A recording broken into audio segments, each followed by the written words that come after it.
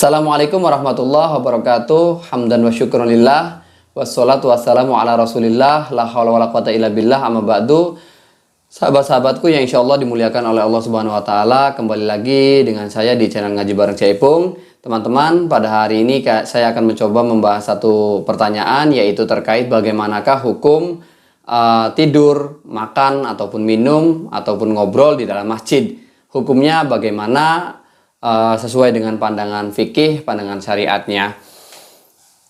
Peristiwa makan, minum, ataupun tidur mungkin sebagian daripada kita pernah mendapati kejadian itu, atau bahkan mungkin kita sendiri yang melakukannya, terutama dalam kegiatan-kegiatan yang bersifat halayak publik ya, halayak umum, mengundang banyak orang seperti pengajian umum, tabligh akbar, kemudian istighosah kubro, atau peristiwa haul atau kegiatan haul, peringatan haul. Itu kan biasanya mengundang banyak orang. Di samping itu tempat yang cukup tidak terlalu luas atau cukup sempit, ini mengakibatkan akhirnya mereka yang para tamu undangan datang itu beristirahat di dalam masjid. Entah itu mereka dengan tidur-tidur di dalam masjid, ataupun hanya sebatas numpang makan, numpang minum, atau hanya sebatas duduk-duduk biasa kemudian ngobrol dengan kawan, dengan siapapun itu.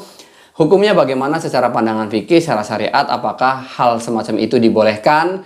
Artinya no problem, tidak masalah, tidak dapat dosa apapun, atau hukumnya dianggap melanggar atau dianggap bersalah karena menganggap bahwa masjid adalah tempat untuk ibadah dan tidak boleh untuk digunakan tempat tidur atau lain sebagainya.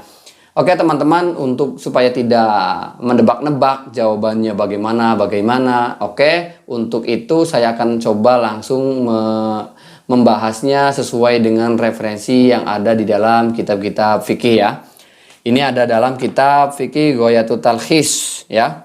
Ada dalam kitab Ghoyatul Talkhis itu keterangannya begini: wa yajuzu an-naum fihi bila karohah bikoidi adamit tadyiki aidon sawaun al mu'takifu wa ghairuhu wa in wudi alahu firoshun. Jadi untuk tidur sendiri di dalam kitab Ghoyatul Talkhis ini hukumnya tidak berdosa, tidak masalah di dalam masjid ya. Tidak masalah. Hukumnya boleh-boleh saja tidur di dalam masjid selama tidak membuat sempitnya orang yang ibadah di dalam masjid, entah itu orang yang sedang itikaf, atau orang yang sedang sholat, atau orang yang sedang zikir.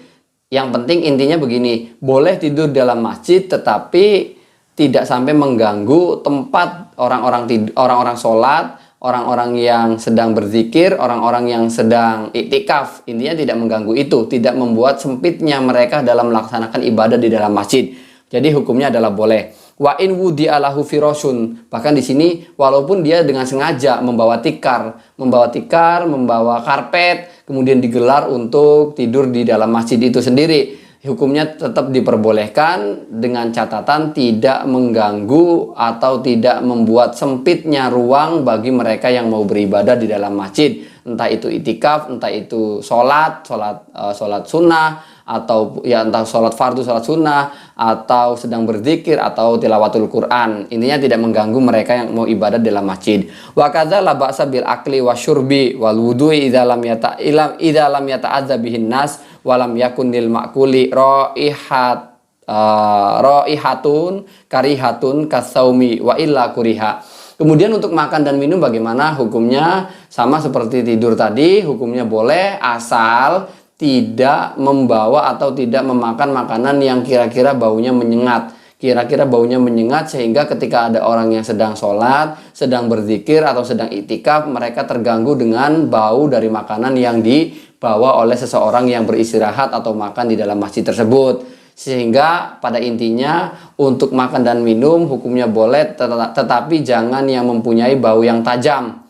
Kalau di sini bau yang tajam itu contohnya seperti saum itu bawang merah atau bawang putih, itu kan baunya tajam, sehingga dapat mengganggu. Ya mungkin bisa jengkol, bisa pete ya, itu kan makanan-makanan yang baunya itu agak menyengat, sehingga mungkin orang-orang yang sedang sholat itu khawatir merasa terganggu dengan adanya bau makanan tersebut. Sehingga kalau yang demikian itu, kalau yang dibawa makanannya adalah makanan yang bau menyengat, hukumnya adalah makruh. Tetapi kalau makanannya makanan biasa, misal roti yang tidak ada bau menyengat, atau kalau minum air mineral, minum es yang tidak ada bau menyengat, maka hukumnya nggak makruh, artinya boleh-boleh saja. Itu kira-kira kalau dalam kitab Ghayatul Talab.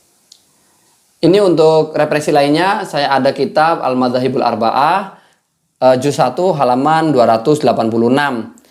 Ini pendapat daripada ulama-ulama yang bermadzhab Syafi'i. Asy-Syafi'iyatu qalu al-aklu fil masjid mubahun malam yataratab alaihi tahdzirul masjid ka aklil asli wasamni. Jadi menurut ulama yang bermadzhab Imam Syafi'i, beliau mengatakan bahwa makan di dalam masjid hukumnya adalah boleh-boleh saja. Hukumnya adalah mubah selama bekas makanan itu tidak sampai mengotori masjid, tidak sampai mengotori membekas pada lantai masjid. Sini contohkan makanan-makanan yang dapat mengotori masjid, yaitu al-asal, itu madu, sesuatu yang lengket yang ketika jatuh itu tidak mudah untuk dihilangkan, dalam arti ada bekasnya, sehingga harus benar-benar dihilangkan, betul-betul diseriuskan dalam menghilangkan. Tidak seperti makanan-makanan yang lain yang mungkin hanya sebatas diambil saja sudah bersih, tetapi yang mengandung madu ataupun asam nih di sini, yaitu minyak samin ya, kalau di sini nggak umum atau nggak musim minyak samin ya minyak goreng lah ya, entah makan nasi goreng atau kalau yang sedang rame itu nasi biryani ya, nasi kebuli, makanya di dalam masjid itu kan mengandung minyak samin, sehingga khawatirnya kalau tercecer di dalam masjid itu akan bisa mengotori lantainya masjid. Ini yang kemudian oleh Imam Syafi'i dikatakan kalau sampai terjadi pengotoran terhadap lantainya masjid akibat daripada makan makanan atau minum-minuman yang dilakukan seseorang di dalam masjid, maka hukumnya haram kalau memang terjadi sampai mengotori masjid. Alasannya li'anna takdirul masjid bisyai'in min dzalika wa nahwihi haramun wa in kana tahiron. Alasannya memang jelas, mengotori masjid walaupun dengan makanan-makanan yang berstatus suci. Ini kan suci semua itu, minyak samin kan suci, kemudian madu juga suci. Mengotori masjid dengan hal-hal yang demikian itu ya, atau yang selainnya lah, dengan apa saja walaupun statusnya adalah suci, hukumnya tetap adalah haram menurut Imam Syafi'i.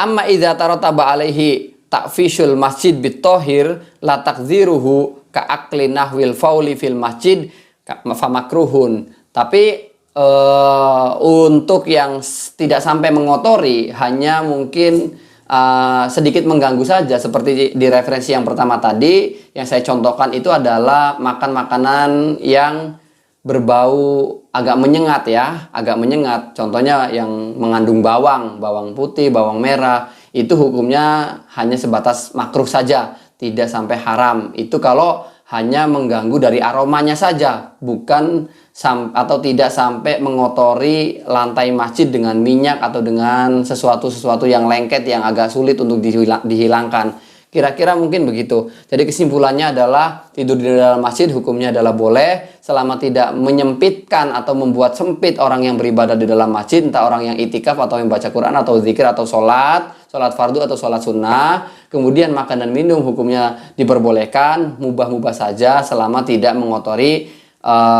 masjid, tidak membuat kotornya masjid atau tidak mengganggu aromanya itu, aroma makanan minumannya itu tidak sampai mengganggu orang yang sedang ibadah di dalam masjid. Kira-kira begitu teman-teman. Ya cukup sekian saja ya. Wassalamualaikum warahmatullahi wabarakatuh.